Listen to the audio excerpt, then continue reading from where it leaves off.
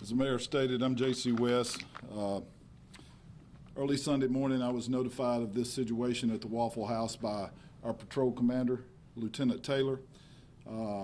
Upon receiving that information, I immediately tasked our commander of detectives and also Detective Mims, Lieutenant Morton and Detective Mims, to start an investigation.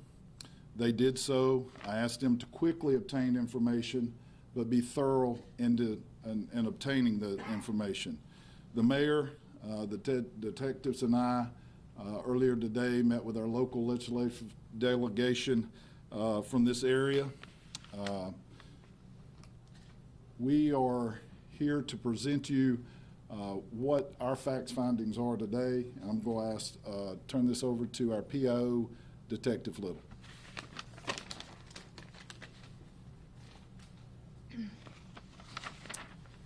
Good afternoon. My name is Detective Little. I am with our Criminal Investigations Division, and I'm also our Public Information Officer. First, I want to say that some of the witness statements do contain graphic language. You will be hearing profanity as reported by witnesses. At approximately 2:30 Sunday morning, April 22nd, Saraland Police Dispatch received the following call. Ma'am, I am at the Waffle House in Saraland by Walmart, 1204 Industrial Parkway. I was told to call by one of my managers that we have customers in here. They came in with alcohol and they told them that they couldn't drink it and they are not listening. They're drunk and disorderly, and I was told to call them and tell that. Alrighty, they're still inside? I think they will. Yes, ma'am. White, male, female? They're black and 2 females and a male. Alright, and your name? Allie. Okay, I'll send somebody up there. Thank you. Alright.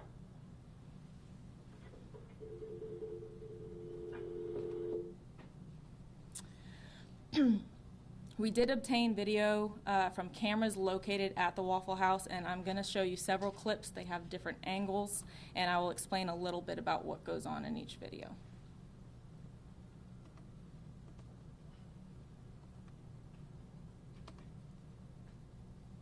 I'm sorry, let me get the lights. If it goes any larger, it's going to get very grainy. Okay.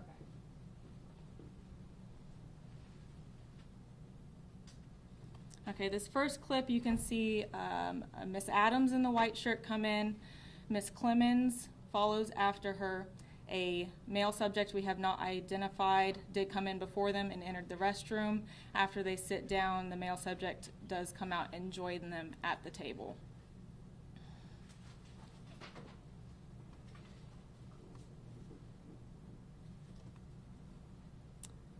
After a few minutes of sitting at the table, the situation escalates between the patrons at that table and the employees.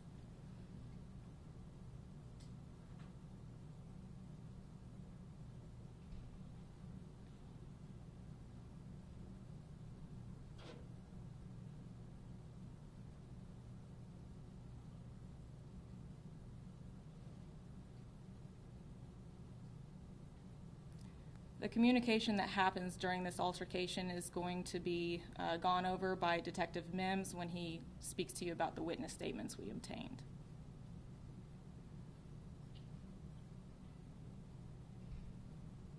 At this point, the employees have asked them to leave the establishment, which the first female and gentleman does.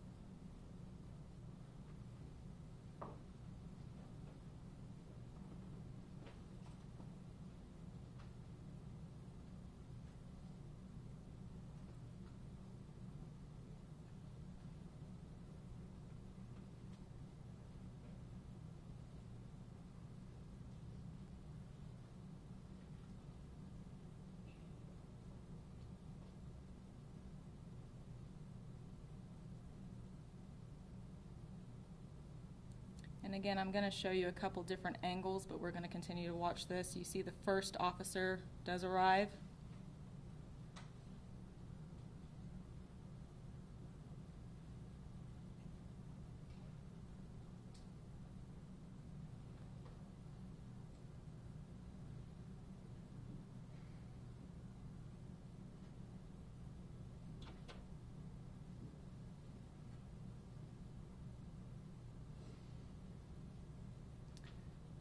Another officer arrives to assist the first officer, and after a few moments you will see the third officer also arrive.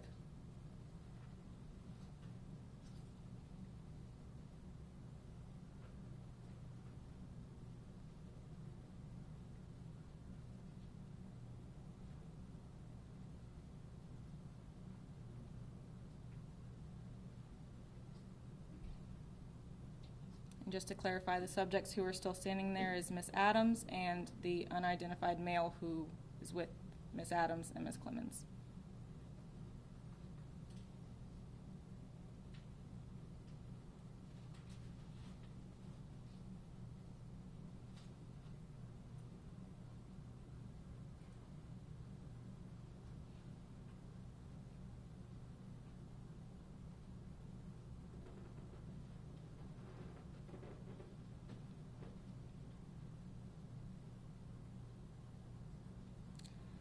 During this time in the video, the officers are attempting to handcuff Miss Clemens, which is standard procedure during an arrest. And they're trying to handcuff her behind her back, which again is standard procedure.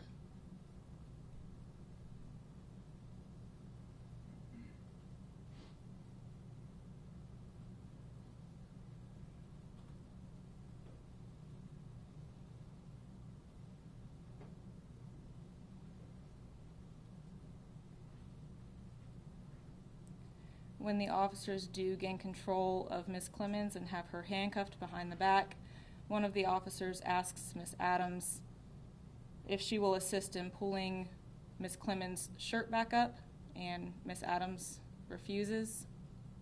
The officers stand Miss Clemens up, and the male subject asks permission to pull her dress up, and the female gives him permission to pull her dress up. And then all subjects exit the building.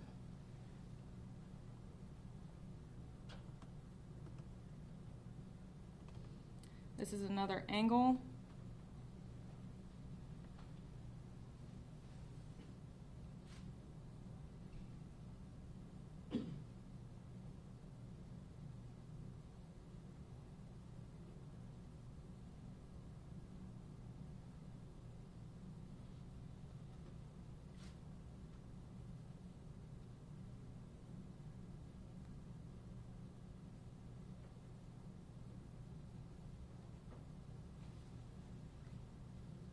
And we have one more angle.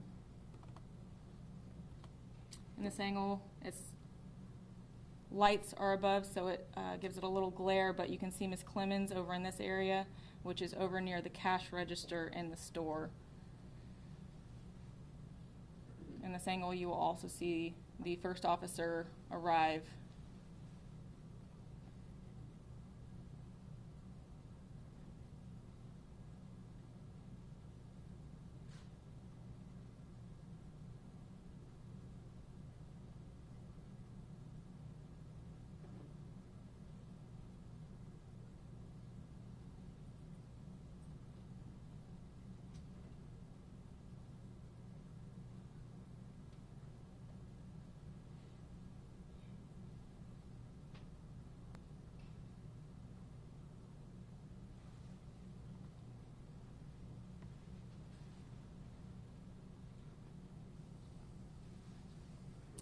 Throughout the officer's interactions with Miss Clemens, she appeared to be intoxicated when she was booked in. I'm sorry. When she was booked in,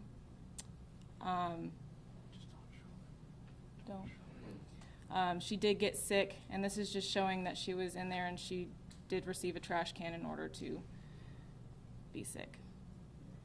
I am at this time going to turn it over to Detective Mims, who's going to go over the witness statements. I'll get the right.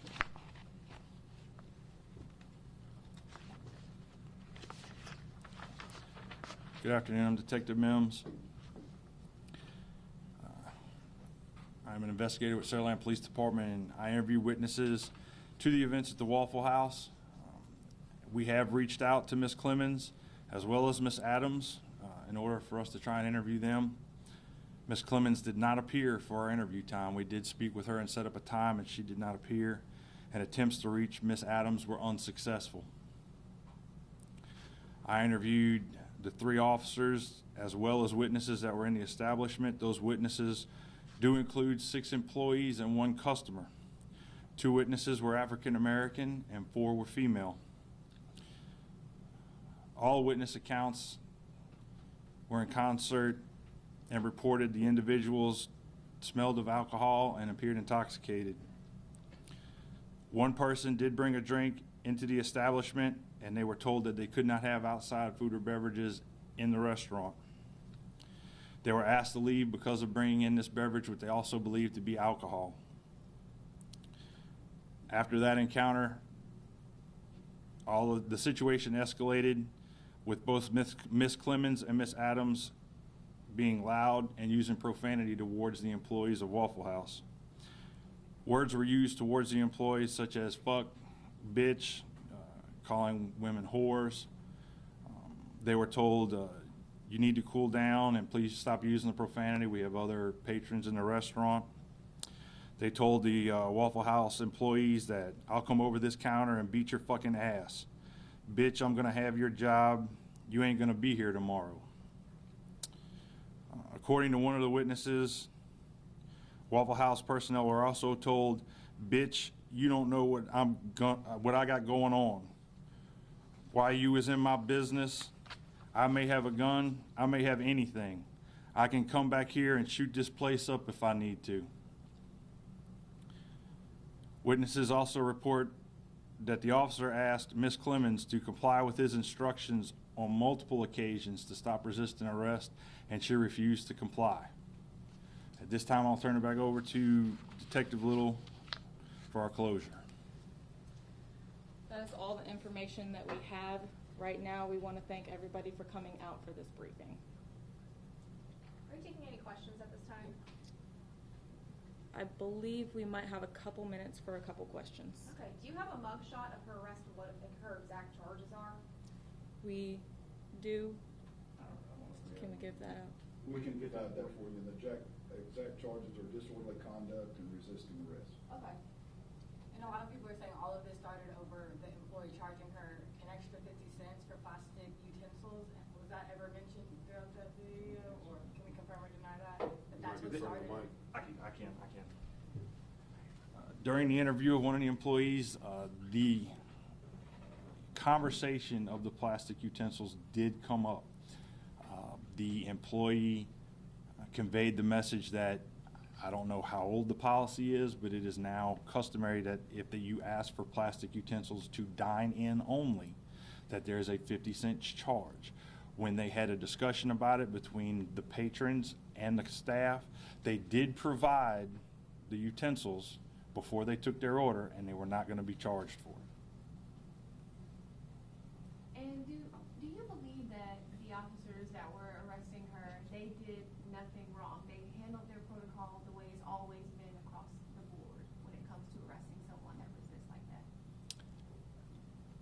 What we can say about that is Public Safety Director West and other members of staff have reviewed the video numerous times. They have looked at it from every angle, and they have listened to what the witnesses have said, and they are not choosing to take any action at this time.